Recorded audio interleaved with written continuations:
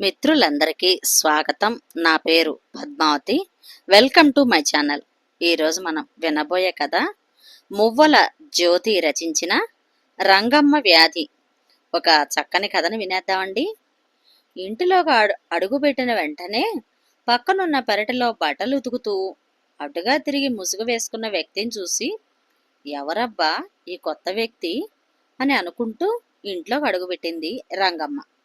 కొంపదీసి అమ్మగారు కొత్త పనివాడిని పెట్టేసుకున్నారా ఏమిటి అని ఆలోచిస్తూ, అయ్యో అయ్యో, ఈ 2 రోజులు రాకపోతే అప్పుడే కొత్త పనివాడిని పెట్టేసుకుంటారా అమ్మగారు అంటూ శోకాలు పెట్టుకొని ఇంటిలోకి వచ్చింది రంగమ్మ.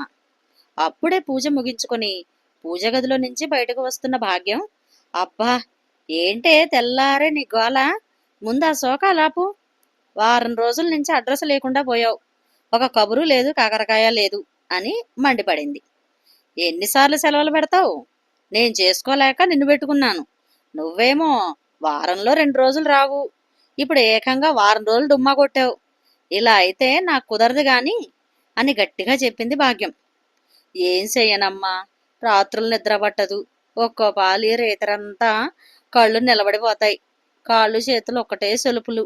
ఆరోగ్యం బాగాలేక రాలేకపోతున్నాను గాని కావాలని మానెత్తున్నానా అమ్మా? అర్థం చేసుకోండి అమ్మగారు అంది రంగమ్మ. బాగుందే సంబరం, అలాంటప్పుడు ఎందుకు నీకు పని?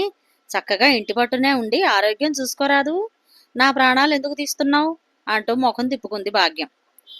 ఇల్లు గడవాలంటే ఏదో ఒక పని చేసుకోపోతే ఎలా అమ్మగారు? నేను పడుకుంటే 4 మెతుకులు పెట్టే నాథుడే లేడు, నా మొగుడు సక్కంగుంటే నాకెందుకు ఈ పాటలు అంట. ఆ తాగుబోసు సచ్చినోడు తాగి ఎక్కడ పడిపోతాడో ఏటో. కాయ కష్టం చేసుకోకపోతే మా బతుకులు సాగేదట్టా చెప్పండి. అస్సలు ఒంట్లో బాగోక ఇంటి దగ్గరే పడుకొని ఉంటే మా చెల్లెలు డాక్టర్ దగ్గరికి తోలుకొని పోయింది. డాక్టరు బోలెడ్ టెస్టులు రాశాడు. రిపోర్ట్స్ అన్నీ చూసి చక్కెర వ్యాధి అని చెప్పాడు. రక్తంలో ఏవో తగ్గిపోయాయి అంట. 4 రోజులు రెస్ట్ తీసుకోమని చెప్పాడు.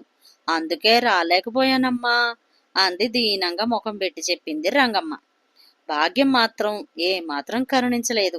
ఏవో సాకులు చెబుతావులే, నీ మాటలు ఎప్పుడు నమ్మాలి అంది నిష్ఠూరంగా మాట్లాడింది భాగ్యం. ఈ ఒక్క పాలి క్షమించండి అమ్మగారు అని బతిమాలుకుంది రంగమ్మ. బయట నుండి భాగ్యం రంగమ్మ సంభాషణ అంతా వింటున్నాడు దుర్గారావు. సర్లే, ఇదే ఆఖరిసారి, మళ్ళీ సెలవు పెట్టావనుకో ఊరుకునేది లేదు అని గదమాయించింది భాగ్యం.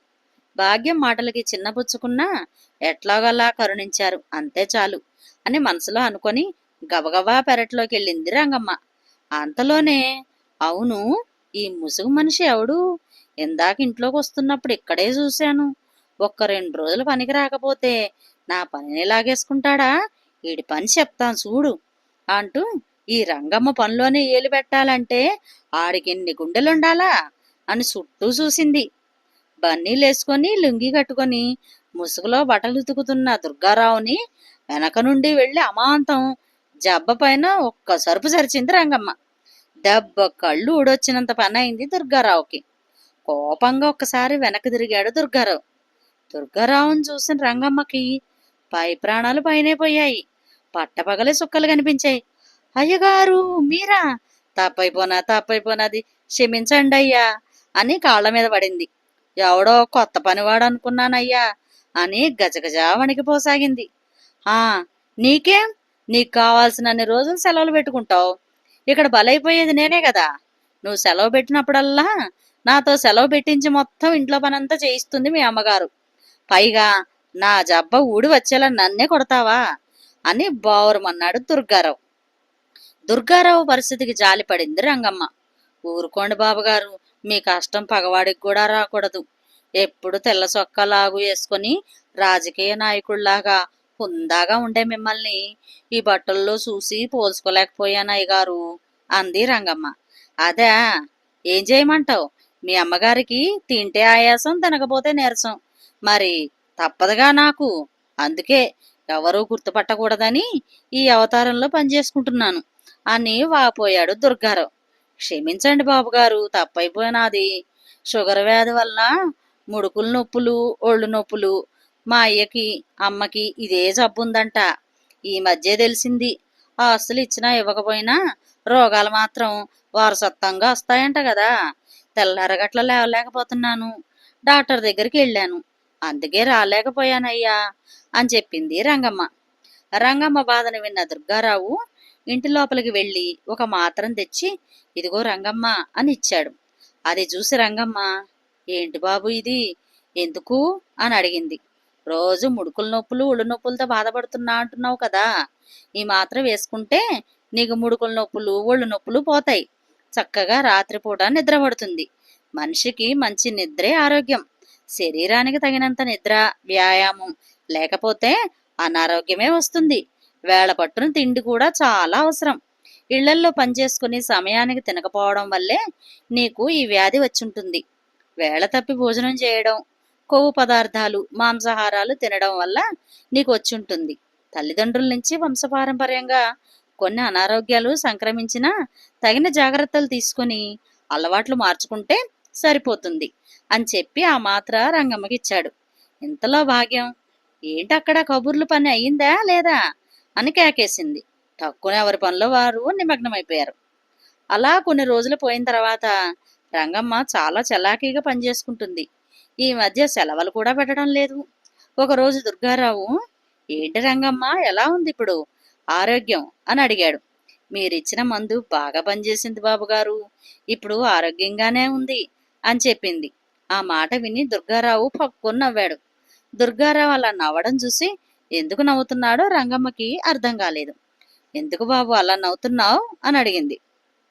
మరేం లేదు రంగమ్మ, నేను నీకు ఇచ్చింది ఒళ్ళు నొప్పులు మాత్ర. అది వేసుకోగానే నీ ఒళ్ళు నొప్పులు తగ్గిపోయాయి. దానికి తోడు సమయానికి ఆహారం తీసుకుంటున్నట్లున్నావు కదా, మంచిగా పడుకుంటున్నావు. అందుకే నీకు ఆరోగ్యంగా అనిపిస్తుంది. ఆరోగ్యం అనేది మన మానసిక పరిస్థితి మీద ఆధారపడి ఉంటుంది.